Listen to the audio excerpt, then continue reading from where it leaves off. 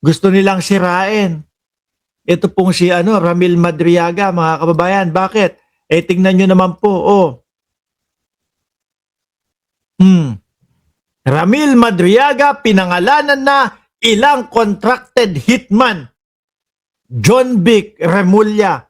Baka ito pa kaduktong ho, mga kababayan doon sa pagbabanta ng Vice Presidente sa buhay ng Pangulo, asawa ng Pangulo, at kay Martin Romualdez Baka etong mga sinasabing contracted hitman, mga bossing, mga bata ng Vice Presidente. Kung maalala nyo ho, ano sabi ng Vice Presidente, mga kababayan? Pag may nangyari sa akin, mayroon na akong inutusan para patayin si Bongbong Marcos, Lisa Araneta Marcos, at Martin Romualdez. Baka yan yung mga pinangalanan ni Ramil Madriaga. Pinangalanan na ni Ramil Madriaga na nagpakilalang bagman ni Vice President Sara Duterte ang ilang mga kinontratang hitman ayon kay Interior Secretary John Vic Remulla noong Huwebes. It was an option from the very start. In fact, may mga na-name na siya na contracted na hitman. I think it will come out in the future testimonies, lalabas pa. Palagay ko, yaan ang mga kinatatakutan nitong mga ito. No? Kaya po, kesyo, lahat na ginagamit Kaya siya, nasa kalagitnaan po tayo ng krisis, mahal na po yung LPG, mahal na po yung gasolina, mahal na po yung ganito. Tapos impeachment pa din ang inaatupag nitong mga kongresista, nitong mga congressman. Ginagamit lang po nila yung mga yon. No? Para wag matuloy yung impeachment. Pero, kung ako tatanungin ninyo, tama yung ginagawa. No? Ayusin na yung problema ng Pilipinas, which is yung mga magnanakaw.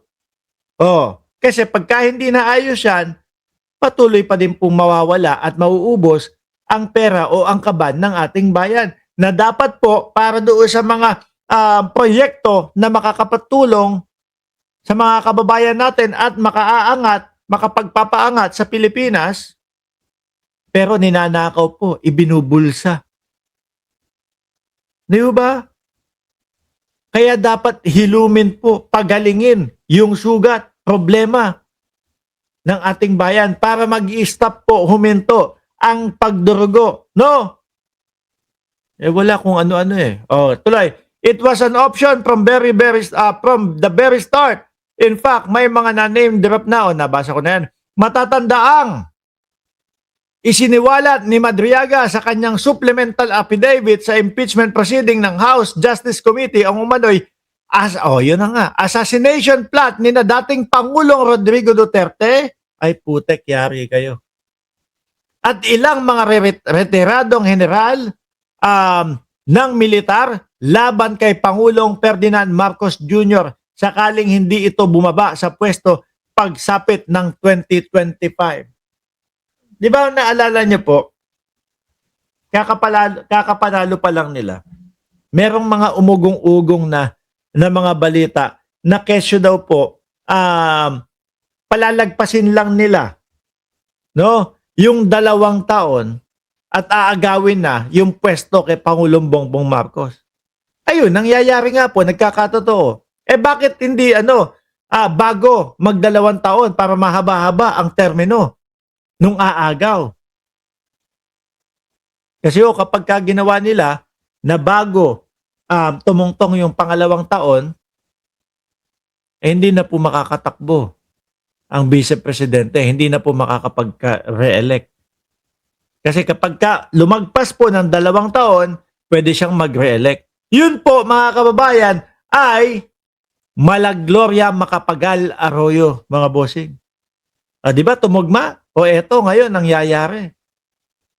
Talagang pinupuwersa nila na makuha ang kapangyarihan ng presidente kay Pangulong Bongbong Marcos.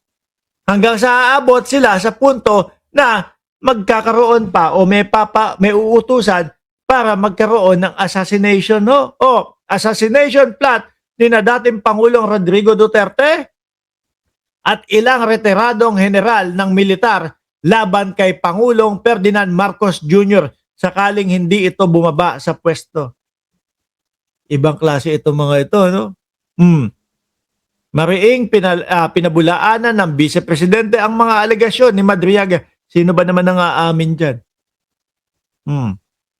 Pero kung babalikan ho natin, yung mga banta ng Vice Presidente, tugma ho dito eh. Hindi po ba?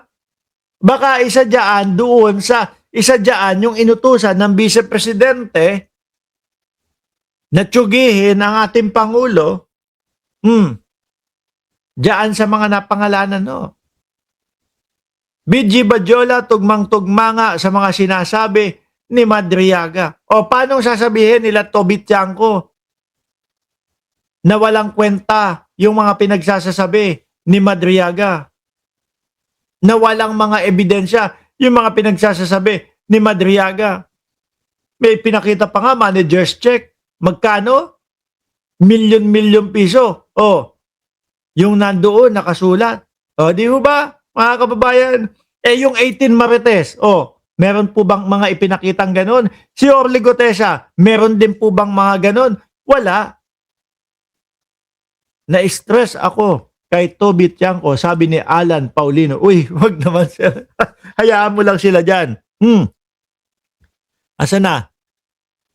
Mariing pinabulaanan, okay? There is always a credible threat against the president. It will never disappear, whether it comes from the camp of or any other camp. The president is the most protected person in the Philippines precisely because of the nature of his job. O yun, sana nga lang ho, mga kababayan, talagang mabantayan at hindi mapabayaan ang ating Pangulong Bongbong Marcos, mga bossing.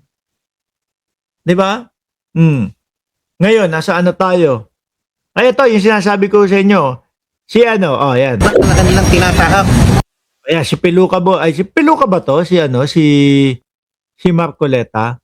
Ito yung sinasabi ko sa inyo, mga kababayan, na ginagamit nila yung problema ng bayan para lang po wag matuloy o ituloy yung impeachment laban po sa Vice Presidente. Sabi ni Choknat Queen, sa tagal nakasalang si Madriaga sa hearing, wala namang inconsistencies, mga narrative niya. Kahit yung sa painting, yun binigay ni Madriaga is a piece of inspired copy from the scholar daw.